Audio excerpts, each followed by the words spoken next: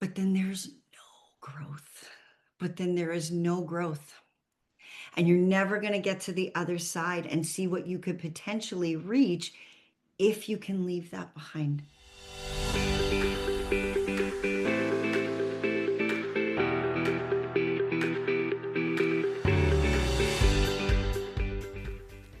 Welcome to Unstoppable at Any Age. I'm Dr. Shawna Darou, naturopathic doctor, master's athlete, and founder of a global movement helping women train for their future health. This podcast exists for one reason: to expand what you believe is possible with age.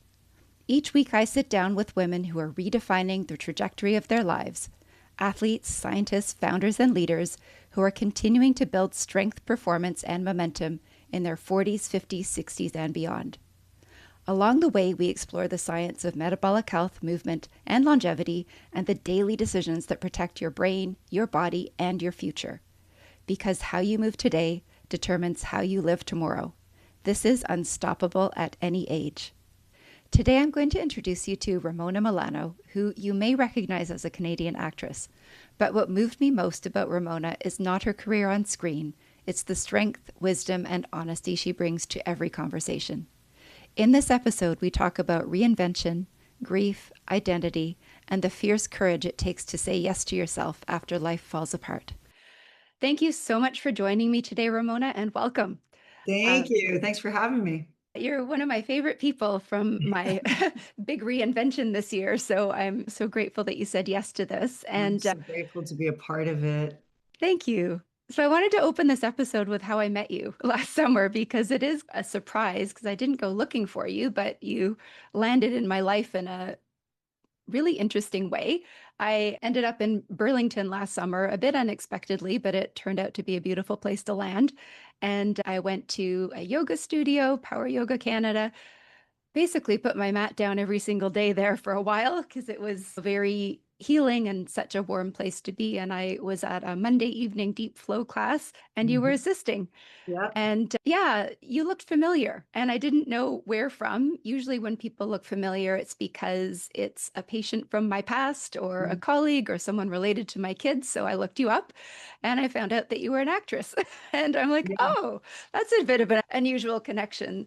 And as I was looking at your website, I found that you were a life skills coach and you specialized in women's midlife transformation. Like, of all the serendipitous things that could have I happened, it know. was exactly what I While I'm needed at that point. adjusting your second while you're in Warrior 2 or something, and here we are. It's so interesting. I know. So I'm so grateful that I met you. You were hugely helpful and transformative in this past year with me. And something that I really admire about you is that you lead with such a warm heart, but there's also a fierceness about you. And I love that because it reflected that back in me of being able to hold my ground and feel some of that fierceness that I think I mirrored from you. So thank you. Wow. I'm thank you so much for saying all of that. And that's such a beautiful introduction and so unexpected. And I'm really grateful. That's how meeting you affected you. Yeah, it was really unexpected. It was so funny when you looked me up. I was like, huh. And I got a message from you, and I'm like, how do I know her? She looks familiar too. And you're like, I think you were assisting in the yoga class the other night. And I did not expect that connection at all. And I never ever expect that when anyone says to me, you look familiar, that they know me from acting, which is funny. Maybe someone wouldn't believe that and go, oh, come on. But I really don't, because I feel like I have such a common face and look, because I look like everybody. Like my whole life, I've been told that. You look so familiar. I look like somebody's sisters, kids, teachers, aunt next door. I look like everybody. So I always assume that's what it is, right? It's some sort of internal connection. People are mistaking me for, and then when somebody says they know me from the entertainment industry, I'm like, oh, okay. But yeah, I've made quite a leap from that in the last couple of years, and meeting you under that, I guess, new identity was thrilling for me. And it's been so wonderful for me to witness your journey in the last year as well. And the fact that you're here now and inviting me onto this platform that you've created, that's remarkable. I'm so happy. I'm so happy to witness this in you. And you're right when you say the fierceness, because that fierceness in me is very much reflected in you. I could see that in you, regardless of what challenges you were facing at the time. Thank you. Yeah. I think I needed to see it in real life to be able to embody it. Yeah, yeah, for sure. So, what would people know you in acting wise? Yeah, it always depends on the age. If somebody will say, "You look familiar," and I look at their age, and if they're in a certain age group, I go, "Do you ever watch Degrassi?" Yes. Okay, yeah, I played Audrey Torres. Oh my God, yeah, that's right. And then sometimes they're a little older. I'm like, "Did you ever watch Due South in the 90s?" Yes. Oh my God. Then they know me from that. And then moms typically with younger daughters, I'm like, okay, Netflix. Did your daughter, was she into Full Out, the gymnastics movie? Yes. So it depends. It depends on where you are on that sliding scale. But yeah, I've done plays, I've done TV, I've done film, I've done some voiceover work, and I've been around for like almost 4 decades. So it's been a while. It's been a while. I've been a fixture in the entertainment industry in Canada. I've done a ton of commercials. I was the Rogers mom for a couple of years there from what did that campaign? I think it was 2010 to I don't know, 2012 or 13 or something. It was a few years. And that sort of overlapped with Degrassi. So for a while there, it was really prevalent. So yeah, it just depends. It depends on the age where you might know me from. And Hallmark movies, of course, like women who watch a lot of Hallmark movies, I'm like, that's where you know me from. Oh my God. Yeah. So it depends. That's awesome. Yeah. So, how have you found aging in that industry? We will get back to your life identity and Yeah, transition, yeah. but I want to just keep rolling with this one. Yeah, for sure. How have I found it? Like, I gotta tell you, I've never identified in this industry as someone who's beautiful. I've never been the girl who's been hired as when they have the descriptions written in the character descriptions, they're like beautiful, stunning, gorgeous. That's not me. I've never been cast for that person. I'm her best friend. I'm her funny best friend or sidekick or the tough mom or the cop or whatever. That's never been my identification or connection in this industry. So for me, it doesn't hit as hard, right? Like I don't really worry about that so much. I've always had to rely far more on the laurels of my range and my talent. And that's not at all to say that someone who's beautiful is not talented. That's not what I Mhm. mean. I just mean that I was never hired based on being beautiful. I was always hired because I had a quality, right? A characteristic, a quality, something that fit that particular character.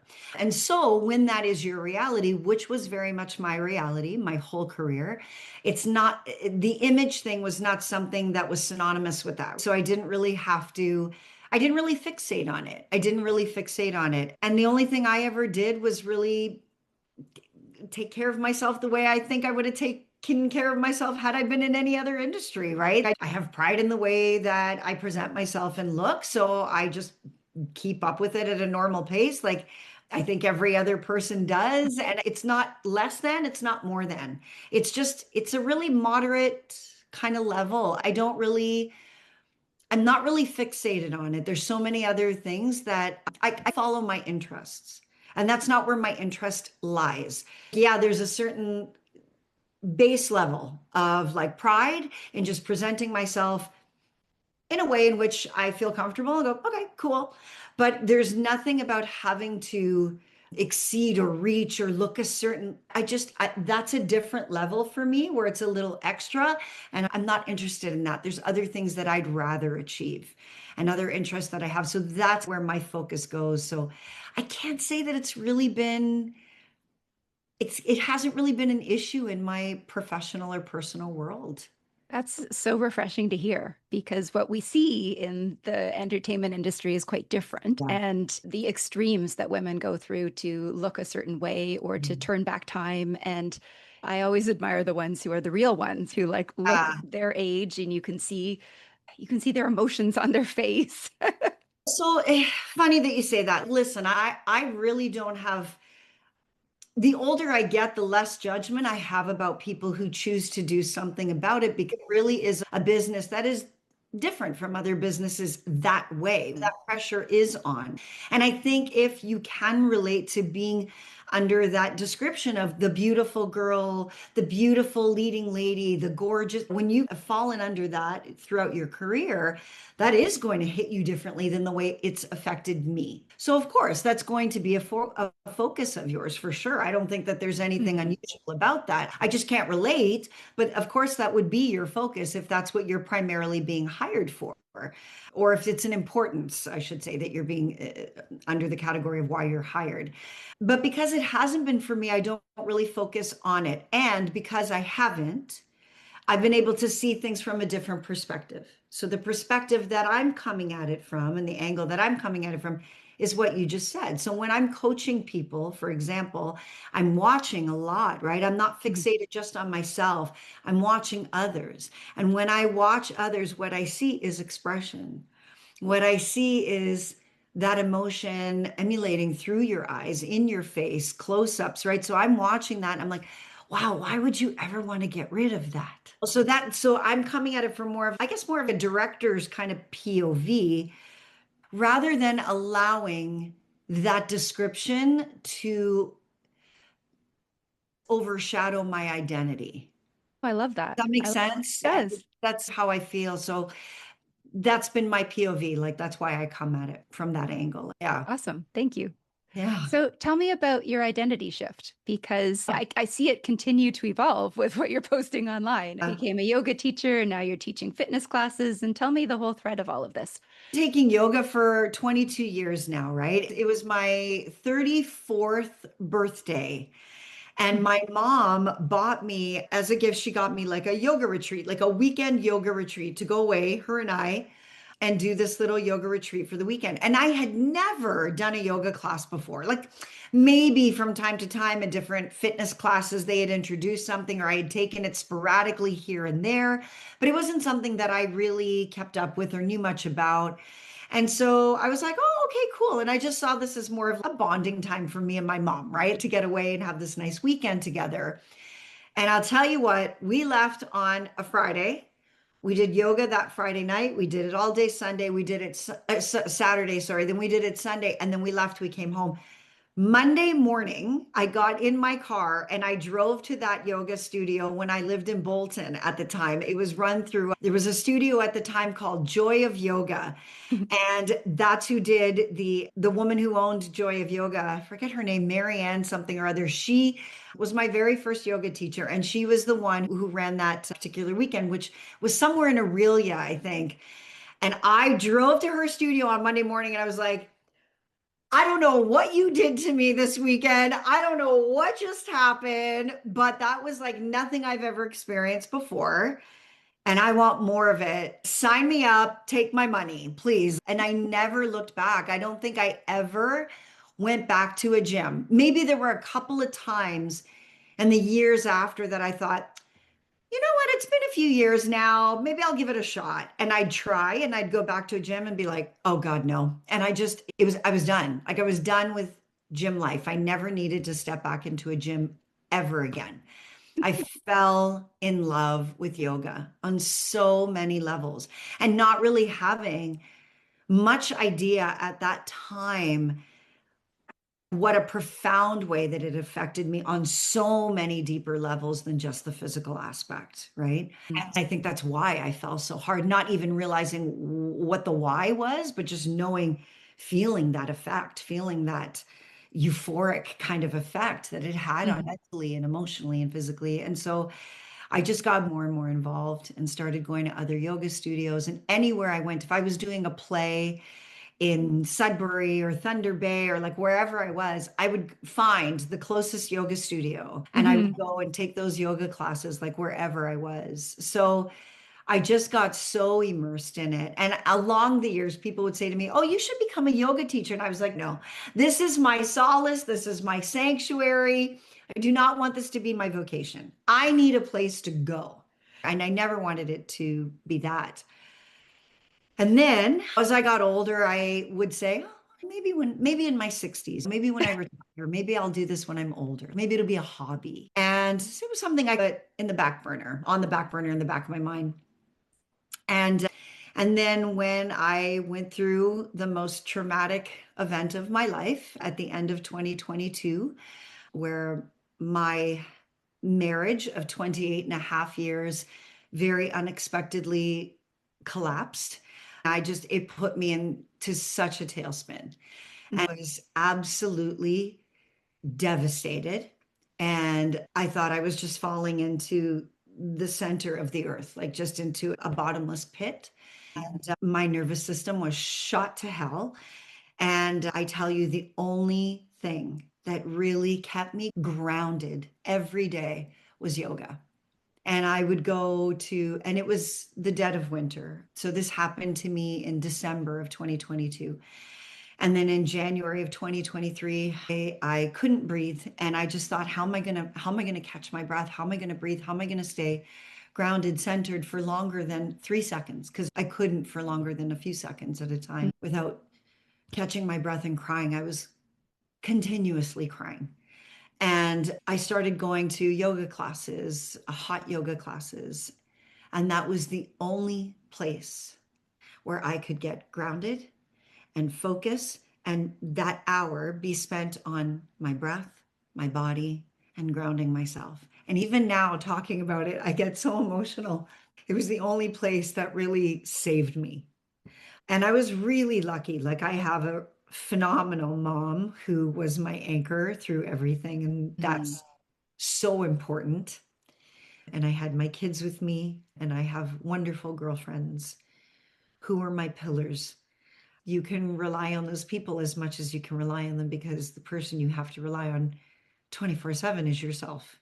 Yes. And yoga really allowed me to do that. So once that happened, it was step by step. So by that summer, the summer of 2023, I decided to be an an energy exchange member at Mhm. Power Yoga Canada in Oakville. And that's where I met one of my mentors, Marnie. And Marnie was managing the studio at that time and managing the energy exchange people. And she welcomed me with open arms. And I just stepped into a whole new world. And I had researched quite a few yoga studios. I had gone to quite a few different ones to see where I wanted to put my time and energy. Yes. And PYC was just a place that I vibed with. It was just totally my vibe, and I really loved it for a Mhm. multitude of reasons. And I stuck with it, and I stayed there, and I started doing energy exchange. And I had decided by the end of 2023 that I was going to enroll in the teacher training course in the beginning of 2024. So in January of 2024, I started my 200 hour, and I graduated in April of 2024. And once I graduated, I took a ton of other classes. It's once you get started, it's like peanuts, right? Like you can't stop. Yes. Ooh, I want to take that course. Ooh, I want to take that course. And I took like a bunch of courses. I took so many courses, one after the other. I was like addicted.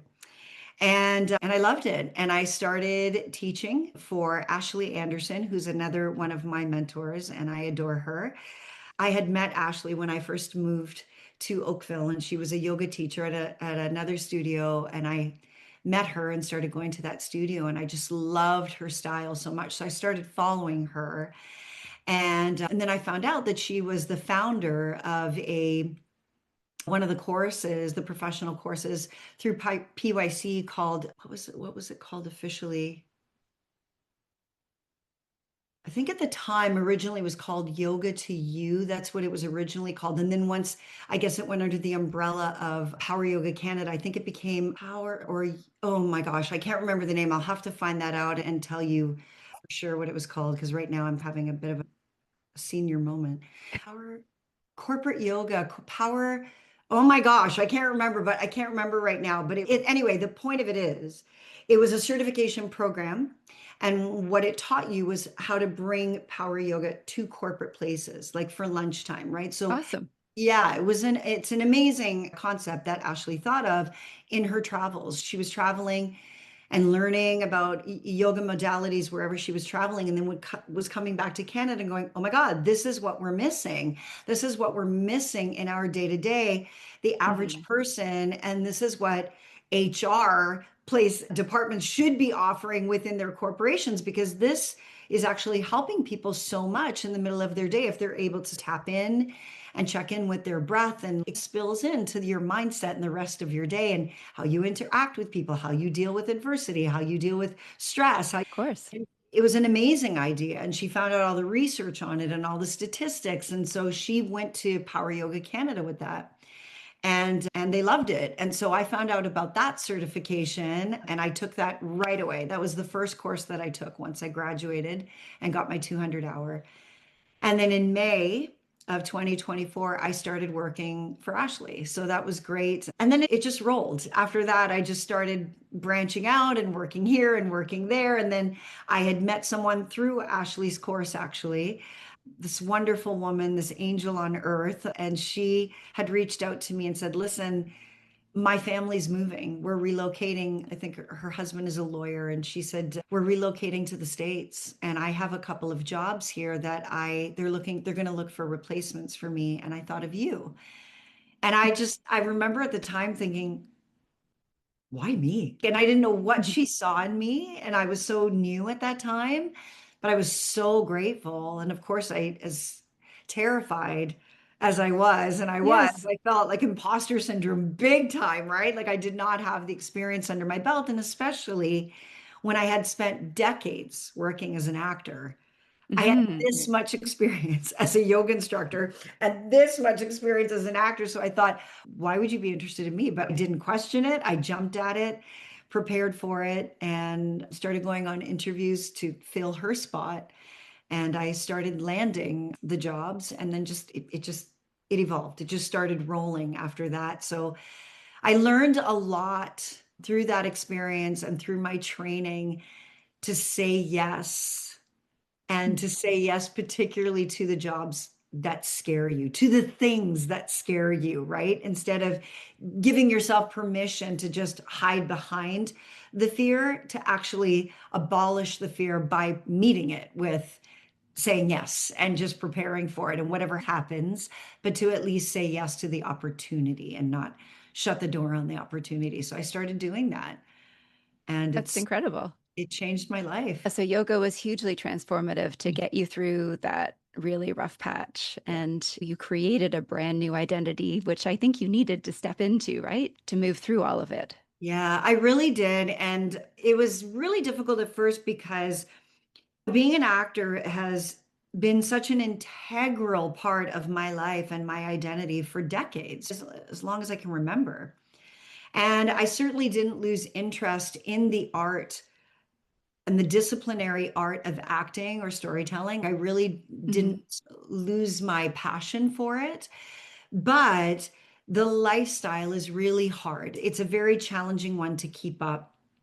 And when I was going through this transition, personal and professional transition, I was still auditioning. So I was still taking on Wow. auditionings and throwing up my curtain, my backdrop, and like memorizing lines and doing this audition and uploading it and editing it and sending it off and then going back to my classes and going. It was crazy. So I realized at the time that trying to juggle everything was just becoming a really impossible feat, in the sense of something's got to give, right? And I thought, okay, I've done this for so long and it's been great and I don't regret it. But if I'm going to put all this time, money, effort into this new Mhm. area of my life, let me at least give it a fighting chance. If I'm going to plant these seeds, let me at least water them and give them a chance to nourish that and let it grow. I had contacted my agent, and he knew what I was doing and what I was working towards. And we just had a conversation around it. And I said, I've been thinking about it and I hope you're cool with this. I think I need to really take like a good year. I need to take a good 12 months, step back and step away from it and really give this a fighting chance. And he's great. He was like, absolutely, do what you need to do. I'm here for you. Anytime if you change your mind or if anything comes up that I think is, oh my God, you can't miss this opportunity, I'll reach out to you. And I was like, great. So no stress there, which was wonderful. And then I couldn't believe, Shawna, a year went by like that. And then all of a sudden I found it was like my calendar. I was like, it's a year. And I reached out to him and I said, Michael, I can't believe it's a year, but I'm not ready. And he was like, do not even worry about it. And I got to tell you, like, timing wise, kismet, because the entertainment industry, unfortunately, particularly in Canada, has been, particularly in Toronto, has been really rough. And it's declined Mm. quite a bit since COVID. It's taken a lot of hits with the various strikes and so many issues that we've been facing and enduring collectively. If I was going to make this change, it was perfect timing. Yeah, you had the training under your belt right before it all happened. Yeah. Wow. Yeah. So it worked out in my favor that way. And I have to say, like, as much as I love the acting and I do, I've really been in the last couple of years far more excited about coaching other actors. I Mm. love coaching actors. And I don't know, like I'm at a stage right now, and maybe this will transform or change down the road. I don't know. But in the last few years, I would have to say I'm much more excited about watching other actors do well and coaching other actors and watching them get it and going, yes, like I love that far more than it being on me. I think that's a very common midlife theme of wanting to have impact Yeah. and seeing that outreach happening to other people. And Yeah. I know you do that with your work with coaching personally, but also with acting and teaching as well. You have such presence in a room. Thank you. Even when you were assisting in the class, you stood out. Even you weren't talking, but your presence is there. So I love assisting. I love having you assisting. Oh, that's so nice. Yeah. Thank you. But I wanted to come back to saying yes to things because that's brave. That takes enormous courage, especially when you've been brought to your knees and you're feeling vulnerable. How did you find that courage to keep saying yes to opportunities and step into something brand new? Yeah, it certainly wasn't easy. That's for damn sure. But I've thought a lot about this. I've heard this before, and I never really understood the impact of it until you go through it. And I think when you're faced with adversity and you have no other choice, you have to rise above, you have to deal with it. You're faced with it. You can't hide or get around it. You have to deal with it. I think being in that position of having to and being forced to, it teaches you how to trust yourself and rely on yourself. It Mm. teaches you. And I think everybody operates differently. But for myself, one thing I've always known this about myself, but I really learned this when I went through it. And even something as simple as years ago, we lost our dog. He was 11 months old and he had Mm. this really unusual circumstance happen. And it was like a freak accident, right? And I thought for sure they were going to be able to put him back together because he was so young. And they couldn't. And they advised us to put him down. And I was devastated. And just in having to face that, and that's a small example from something in my life, just having to deal with that, it taught me moving forward that when you are faced with something so difficult, you have to go through it. You have to feel it. There's nothing, there's no magic pill, there's no trip you can take, there's nothing, elixir you can drink. There's nothing that's going to take away the grief or the pain. You have to feel it. You have to go through it. You have to learn how to deal with it. You have to learn how to accept it. You have to learn how to accept being down because we're so used to taking care of everything. And you go, I can't function like this, but you have to learn how to function like this. Like it really taught me that. And I was devastated. Like I couldn't believe how devastated I was over that incident. And I really was. And I think a big part of that was as the mom, I felt so I couldn't protect you. I couldn't save you. And I felt so much guilt and shame about the fact that I couldn't even protect this little guy, this little puppy, and that he was mine and and we had to put him down at the end of the day. So what I learned from that when I was going through this, which was on a way different scale of grandeur, was that there is no elixir. And I wanted there I wanted there to be one so badly because it was pain, profound pain like I've never felt in my life. And I wouldn't wish this upon my worst enemy. I wouldn't, because it can make or break you. And I knew that in order for me to get through it, I had to feel it. I had to feel it. I had to accept it. I had to allow myself to have those moments and days where you just couldn't move. I had to allow myself the ugliness of the situation, some of the vile things that came out of my mouth in my alone time in my home and things that I said and I felt. I had to allow myself to feel all the things, everything, and allow myself to be human and be cracked open and know that even in that cracking open, when you think that by cracking open, you're going to fall apart completely, you always somehow come back together again. Filled with bruises and bumps and cuts and scrapes, but you're there, you're still there. And so you can have those moments and still be you and find out who you really is. So when you're saying that fierceness, I think that was something that I forgot I had until I needed to rely on it and lean on it to get through.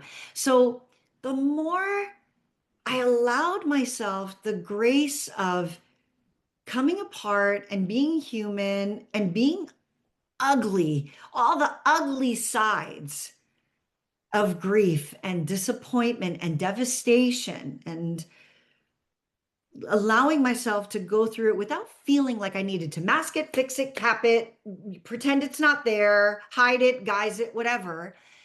The more I allowed myself to go through it, the more I realized that I could trust myself. And I was listening to my inner gauge and listening to myself say, no, do this tomorrow. Don't do this today. Okay, I'm not going to not get to it. I'm just not going to do it in this moment. Okay. And then I would do it tomorrow and go, see, good thing I waited. And then that was another check. And I go, see, I listened to myself. Okay, good. Mm-hmm. And then if I really knew I couldn't take something on, whatever it was, I would say, okay, I can do these things. I can't do this. And learning what my boundaries were to say to someone, I really appreciate you asking me to take on this job. This is not something I can do at this time. But thank you so much for seeing that in me and having that faith in me. I need to get through this right now, this chapter. And this is not something I can take on in addition to everything else I'm trying to. So it was just learning to trust my own sense of knowing myself. And then I would ask myself when these opportunities came up where I did feel so nervous to say yes, I would go, okay, Mona, are you going to feel worse about yourself if you say no? And are you saying yes because of an ego thing to prove like I can do it? Or are you saying yes because this will actually be medicine? This will be beneficial for you. What will you learn? What will you get out of this? Will you get something, or are you just rattling your nervous system because you don't want to say no? And be honest, be really honest with facing that. And when I could decipher and say, this is ego, this is an achievement, I'm just nervous. Okay, if it's just nerves, because I haven't done it, or I don't want to look a certain way, or I don't want to like screw up, take it. If it's I really can't get through it, but I want to say yes because I don't want to say no or look bad, that's different. And I started to learn to decipher. I could really take the time to step back and decipher. And I think that's huge. I Mm-hmm. really think that's huge. When you're able to, it's like when I say in my yoga classes, right? I'll tell all of my students at the beginning of the class, I say, I really want you, you can look around for inspiration, you can listen to my instruction, but the most important thing I want you to check in with is yourself. If you're feeling, decipher the difference between pain and discomfort. If it's pain, that's your body's way of telling you to back off. So listen to that. If it's discomfort, maybe it's because it's unfamiliar. So I invite you to just breathe louder, check in with your breath, invite your breath to be your anchor. Bring your focus in and down. rely on you, not looking around at anyone else. So that's the same mentality. What's on your mat are the same challenges that are off your mat. That's what I've found. It's true. Yeah. Yeah, that's just such an incredible story. And my sort of question is, how did you not stay stuck, stay in the hole of the sadness and the pain? Because I think that's often what people are afraid of, is in feeling it fully, is not being able to come out of it. And Yeah. I know myself, that's where I get busy with things to distract myself, or things that are comfortable, or yeah, distractions basically. Yeah, Um, same. and that it takes a lot of courage to feel what you're really feeling and trust that your inner guidance will pull you out of it. How did you learn that, or where did that come from? Boy, that's a great question. And I'll tell you, even with that, Shauna, I still make a lot of mistakes and have to realize down the road that I was doing something to distract myself from pain. And then I'll stop and go, oh, wow, that's why that happened. What do I need right now? I think I really need to heal. I think I was under the guise of healing by being distracted. And I don't think I was actually healing. I think I really need to heal. And I have to heed my own advice, right? So that still happens to me. But at the time, whew, I think it's a lot of things, to be quite honest. I think it's my personality. I think it's the way that I was raised. I think it's the fact that I was firstborn. I think it's the kind of parenting that I had. I think it's the business I was in, honest to God, where like being an actor and being rejected again and again and again and again and again, like you just get up, go, get up, go. It's just the way it is, right? So I think a lot of it I was conditioned to, for sure. And I was wired that way. I also knew, like intellectually, I just did not want this to be my identity. Right. I did not want to, because I would see that in other people as well. And we were speaking earlier about it depends on your perspective, right? If you're the person who's always hired for being beautiful, you're going to focus on your beauty, right? Same thing. When I stood back and I watched others who had been through adversity that I looked up to, and I saw a common thread. And what I saw with certain people in two different camps, right? There were people who stayed stuck, and I would observe them and go, what's the common denominator here? And they were always victimizing themselves. And I have sympathy for that because believe me, it is really hard to climb out of that. It's really hard to climb out of that pain. And Mm, especially when you've been done dirty. When it's not so much a 50-50 thing. Everybody's got their faults, 100%. yes. But when it's beyond that and someone has gone out of their way to be deceitful and betray you and devastate your world and rewrite your history and rewrite your character Yes. and throw you under the bus and try and sabotage your relationships with people and control the narrative of other people and how they see you. That's a special kind of hell. That's a different kind of hell to be in, which is what I was going through. Yeah, with something like that's really difficult to not see yourself as a victim in. That's really difficult to Mm, climb out of and separate yourself from because it's such a huge, it's sewn into the fabric as of who you are. My ex and I were best friends. We were soulmates.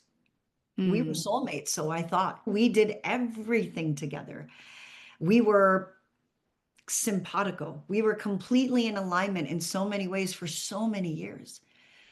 And there were a lot of things that because of that, I didn't see. I didn't see some red flags, and I wouldn't have seen them because I had all the trust and faith and love in that person. So when right. things were slowly,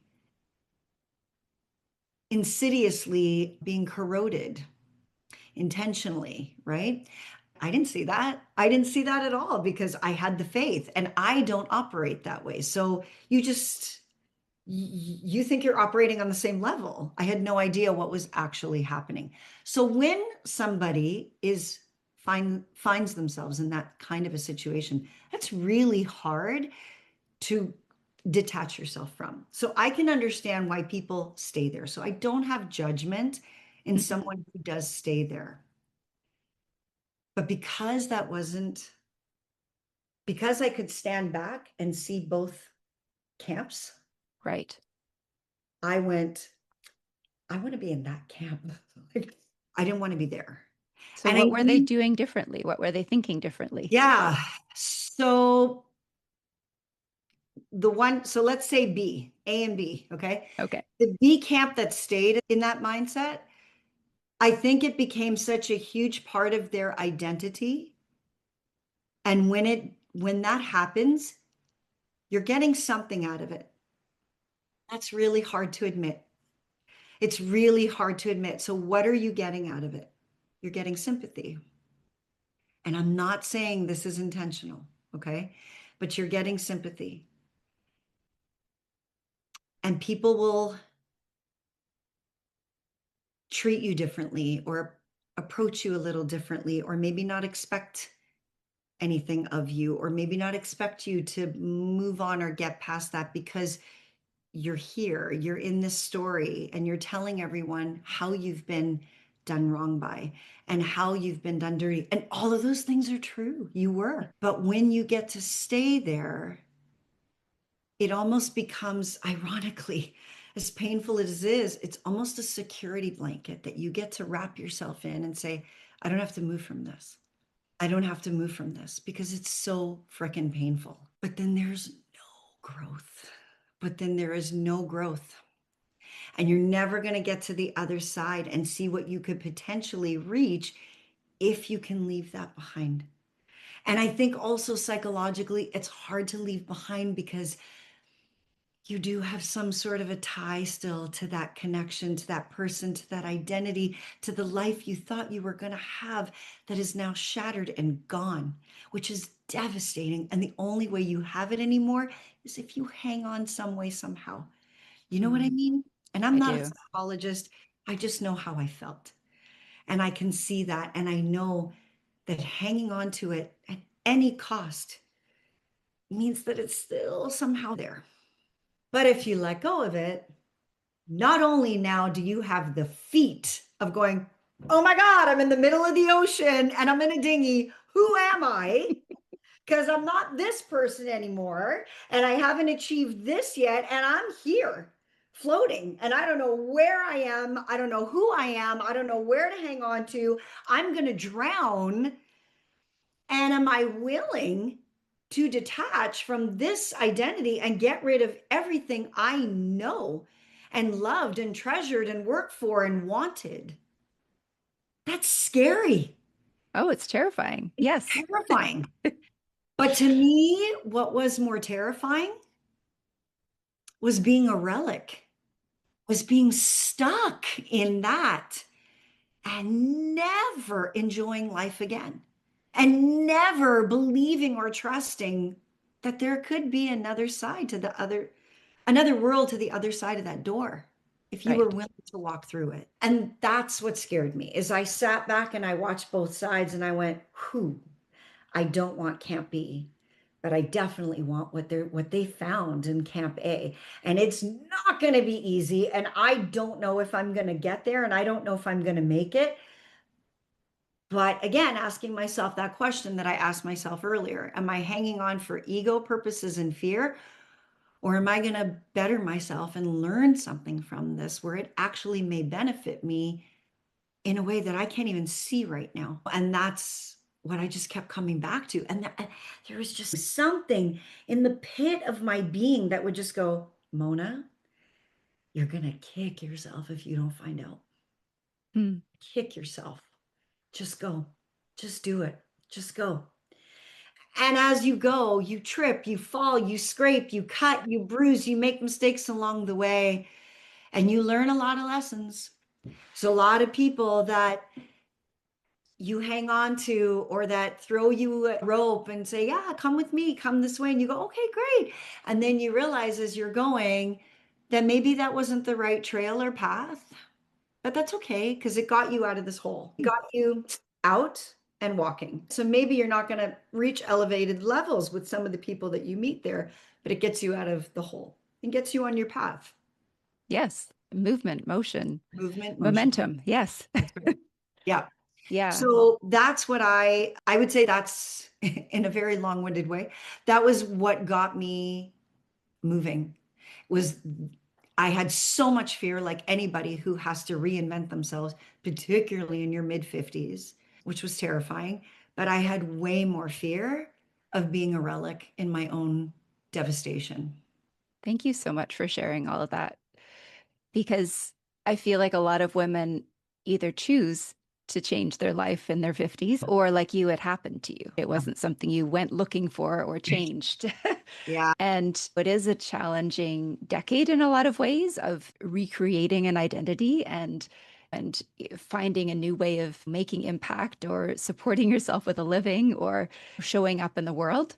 And it's just so incredible to know that there are people like you who have this lived perspective of how to get through something devastating like that, whether again it was coming to terms with your own truth and needing to let go of situations that aren't working, or because again like you, like a terrible situation happened to you. So I wanted to just come back a little bit to like the topic of this podcast. And when we were talking before the call, we were talking about aging. And you told me that you believe full-heartedly that age is just a number and a concept. Yeah. And that really stuck with me. I'd love to hear more about that because I see that in you, in the things that you're taking on right now, and the yoga teacher training and the classes you're teaching and the fitness classes even. And again, to me, that looks incredibly brave. I just love to hear more about that, about your Yeah. beliefs. I always give the benefit of the doubt, right? It is not lost on me at all that genetics play a huge part. And so does support. It's who you're surrounded by, right? Whether you're getting through something emotionally or physically, psychologically, whatever it is, having support is everything. It really is. Having that foundation, having the pillars of support around you, I found for me made a huge difference. I am fascinated by people who don't have that support and they still thrive. When you go, wow, like how the hell did you do that? I know how I did it. How did you do it? Like I find that fascinating. But again, going back to observing can't A and can't be, what I noticed to be the difference too with respect to age, I noticed that people who focus, again, on the devastation, who focus on the little things that you deal with in your life, if they are minor, right? If you've got a major problem, I can't speak to that. I don't know what that feels like. But for me, I have minor things. I have arthritis in various parts of my body. And I know I have a lot in my neck, according to my physicians and the x rays that I've had done. But I don't focus on those things. I have really bad problems with my feet and bunions, and it causes a lot of difficulty when I'm trying to balance, which you do a lot when you're doing yoga, right? And you're Yes. barefoot. But I don't want to focus on that because I just don't want to. I got it. There's nothing I can do about it. It doesn't take away my passion for what I want to do. So I'm going to friggin' do it anyway. And I Awesome. just don't think about it. And I think the more thought you put into that and the more you make it your identity and Mm, when you speak, and I think this is huge. I think when you speak in a claiming way where you're like, oh, my arthritis, my bunions, my whatever it is you have, my whatever, when you claim it as yours, it's yours. It's yours. You're wearing it like a coat, it's going to be with you wherever you go. And one could argue and say, isn't that denial? Yeah, you're aware that you have it, but if you focus on it and you give it all the air, all the space, all the focus, all the attention, then it sucks all the energy out of you and where you want to put that energy, focus, and attention. So then you're going to defeat yourself before you even get started. For me, again, it's going back to that grace of acceptance. There's right. certain things that I do where I go, oh, why is it? If I ever start to question, I go, why is this? Oh, yeah, it's because I have, right. Okay. But then you just go, okay, so how can I work around it? Yes.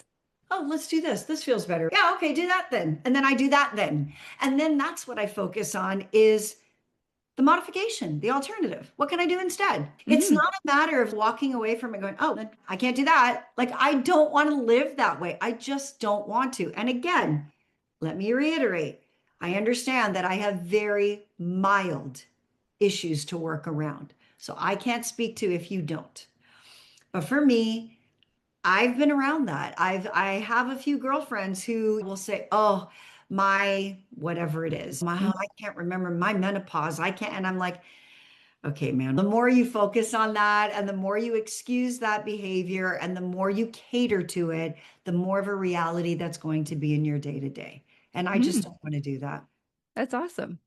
Yeah, I hear that every day in my work. Like people who are even 35 say that they can't do something because they're getting older. Right. And right. And I know it's a story and it's a belief. And right now I'm surrounded by incredible masters athletes of all ages. And it's just, yes, we all shift how we train and do things, Yeah. but we are still super ambitious. It's not the Yeah. same body I had 20 years ago, but does it mean I can't have a goal and ambition and still train? No, I just still have to do my yoga and I do my strength training and I see a physiotherapist. What you need to do I to do what make I it need to work. do. Yeah. When I started my yoga training, one of the first questions that was asked of us was like, what are three physical limitations that you have right now? And I wrote down my three, whatever they were. I said, "Oh, I can't do this and I can't do this move." And oh, when you're in crow pose and people jump back to go to chaturanga, I can't do that. I do that every practice now. Every practice. I love that. So me too, because I was convinced. I was like, "Oh, I just can't do these things. These are things Yeah. I can't do." I'm open to trying it, but I know from my yoga practice over the last 20 years that I can't do it. And then lo and behold, I go, when you focus on doing it and consistency, right? Yes. Consistency, consistency. All of a sudden, I was like, holy shit, I could do that. I was so excited. And now I can do Yeah. that. Yes. It's what you want to, where you want to put your focus. It's what you want to tell yourself. It's where you want to put your focus. Oh, 100%. Yeah. Yeah. No, I love that with yoga. I haven't mastered that one, but I did a side crow last week and Yeah. Oh, that's a tough it was one. just an invitation. And then I was doing it at home and I looked at the screen. And fortunately, there was a woman who did it. And I just saw where she put her hands and I Yeah. lifted my legs and they went up. And they went up. Yes. Isn't that exciting? It was so exciting. I I mean, it know. probably looked so awkward, Who but my cares? legs went up. That's right. And that's all you, and that's what I tell my students too. I'm like, guys, because I see people like they're struggling, they're trying to get it perfect. And I said, Yeah. it's not, people think that yoga and be, and I'll hear people say all the time, I'm not very good at yoga. And so therefore I shouldn't take the class. That's what, Yeah. I don't know if I should take the class because I'm not very good at yoga. And I go, well, then that's why you should take the class. Yes. That's how you get better is consistency. And it's not about doing the pose perfectly. To me, because of what I've been through and what yoga's taught me, is what do you do when the pose gets hard? When you're Yes. like dying and you're sweating, especially when it's in hot yoga and you're dripping and you're trying to hold this pose. What do you do in that moment? How do you suddenly talk yourself into staying for a few breaths longer? That's yoga right Yes. there. That's yoga there. If you do nothing else, that's yoga. Oh, You it just has, handled yes. It it. has nothing to do with your flexibility. No, no. I So still can't touch my toes barely. yeah, there's so many things I still can't do. It's You know, okay. there are things I learned how to do, but there are other things that I still can't do, and I'm fine with that because it's about everything else I get from it. Yes. And the most important thing is for me is how it's affected my day-to-day life and my mentality and my mindset. That's huge, huge. And my Mm. nervous system. Do you know that this was the first new year that I went into, I would say in the last 5 years? It's the first one that I went into where I actually felt at peace. I felt Mm. grounded. I felt my nervous system like relaxed. And I went, and that's not to say that I don't go through moments where I feel sucker punch sometimes in the gut.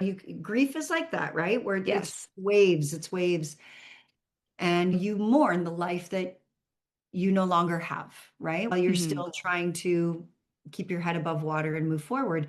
So that hits me a lot, and it could be the simplest things that happen that are so unexpected. It could be anything. It could be a smell. It could be a sentence, a phrase, wherever I am, that it just triggers a memory. And I go, oh, yeah. And it hits me. And then you start going through these waves. Yes. But I recognize that now. I understand that's what that is. And it's okay for me to feel that and know that in 5, 10 minutes, it'll be over and that I can go back to focusing on something else. And that I know now I have tools to get me in and out of that. So I'm not living in it, I'm not weighted down. Hmm. And that's consistency. And that's yoga. That's consistency. Consistency. How do you get through the adversity with your breath and body? That's Yeah. beautiful. And yes, important to know that there are waves because, yes, I still go through those as Oh, well. yeah. Oh, yeah. Big And they do time. hit. They do hit when you're not Big expecting hit. them. Yeah, big time. So, thank you for everything today. I just wanted to end with a question I ask everybody at the Yeah. end, which is what does unstoppable at this age mean for you? Unstoppable at this age, I think for me means the grace and acceptance. It means having grace for where you're limited right here and now, and knowing that there's possibility in that. And it could go either way. It may mean that you could modify and surprise yourself and get around it, or it may mean that okay, that's not going to be something you could do, but you could do this. That there's always options, there's modifications, and there's possibilities, and not to have a arbitrary deadline and a fixed mindset, and to be graceful and compassionate with yourself. Talk to yourself the way you would like someone you adore and love, especially if you're a mom and you have a kid, you wouldn't talk to your kid that way. So why would you talk to yourself that way? You want to talk to yourself the way you would talk to someone you nourish and nurture and take care of. So it's the same thing with yourself. And to accept that's where you are in this moment. But the more consistent that you are, this moment is going to become another moment. And then that is going to reflect something so differently that you're seeing right here and now.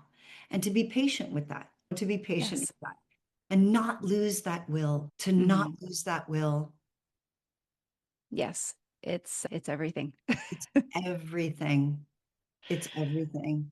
Yeah, Yeah. not bog yourself down. Allow yourself to feel all the feels, but recognize that you need to step out of that. You need to come out of that so that it's not that coat, that blanket that we talked about that becomes your identity that you wear. That's a beautiful place to end. And I'm sure you have impacted more women than you can count with this conversation. And I will share with the audience where they can reach you or find you in yoga classes or in your coaching afterwards. But thank you so much for joining me today. You are inspirational as always. Oh, thank you so much, Shawna. I'm so grateful to be a part of it and to witness this and to be a part of something so special and so meaningful that is needed. Women need this more than ever right now with such a pushback going on in the world. And I'm so happy to be a part of something that's so positive and Hmm. so productive. Thank you. Yeah. Thank you again. Thank you.